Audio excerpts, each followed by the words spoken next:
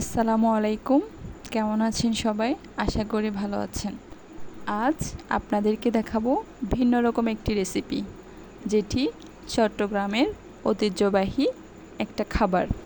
এই রেসিপিটার নাম হচ্ছে বিনি ভাত। রেসিপির মেইন উপকরণগুলো হলো বিনি চাউল, গুড়, নারকেল আর হচ্ছে লবণ। এবছর আমাদের বিনি ধানের চাষ করছে।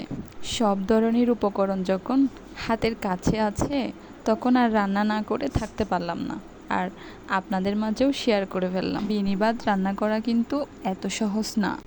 প্রথমে আমি বিনি চাউলগুলো ভালো করে ধুয়ে এরপর লবণ দিয়ে মেখে কিছুক্ষণের জন্য রেস্টে রাখছি। এরপর আমি একটি বড় হাঁড়িতে পানি ফুটতে দিয়েছি।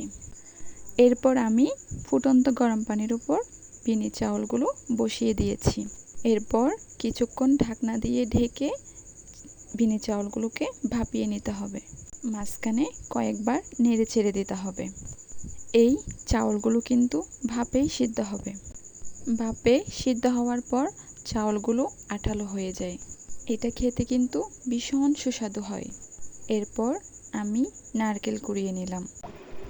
নারকেল হচ্ছে বিনি ভাতের অন্যতম উপকরণগুলোর মধ্যে আরেকটি প্রধান উপকরণ। এবার আমি গুড়গুলো কেটে নেব। সব উপকরণগুলো একসাথে নেব: নারকেল, গুড়, পানি, লবণ।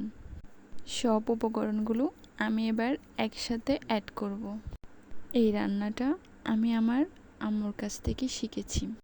এক একজন এক এক রকম করেই রান্না করে, কিন্তু আমি এভাবেই রান্না করি। যাই হোক, এবার আমি সব উপকরণগুলো একসাথে মিক্স করে চুলোয় তুলে দেব। কয়েক মিনিট জাল দেওয়ার পর গুড়গুলো এভাবেই গলে যাবে।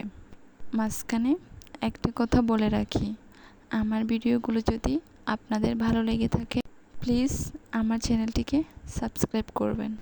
এবার আমি গলানো গুড়গুলোর মধ্যে ভাপিয়ে রাখা বিনি চাউলগুলো ঢেলে দেব। এই চাউলগুলো অনেক আঠালো, তাই ভালো করে নেড়ে ছেড়ে দিতে হবে। এক এক সময় এক এক রকম ট্রেডিশনাল ফুড রান্না করতে আমার ভীষণ ভালো লাগে। হয়ে গেল আমার বিনি চাউলের ভাত। ভীষণ মজাদার, একবার খেলে বারবার খেতে ইচ্ছে করবে। আমার পরিবারে সবাই অপেক্ষা করে বসে আছে লোভনীয় দৃষ্টি নিয়ে। আলহামদুলিল্লাহ, আমার রান্নাটা কমপ্লিট করলাম এবং আপনাদের মাঝেও শেয়ার করলাম। এতক্ষণ আমার সাথে থাকার জন্য আপনাদেরকে ধন্যবাদ। আপনারাও ট্রাই করবেন বাড়িতে। আজ এ পর্যন্তই, দেখা হবে পরের ভিডিওতে। সে পর্যন্ত আপনারা সবাই ভালো থাকবেন। আসসালামু আলাইকুম।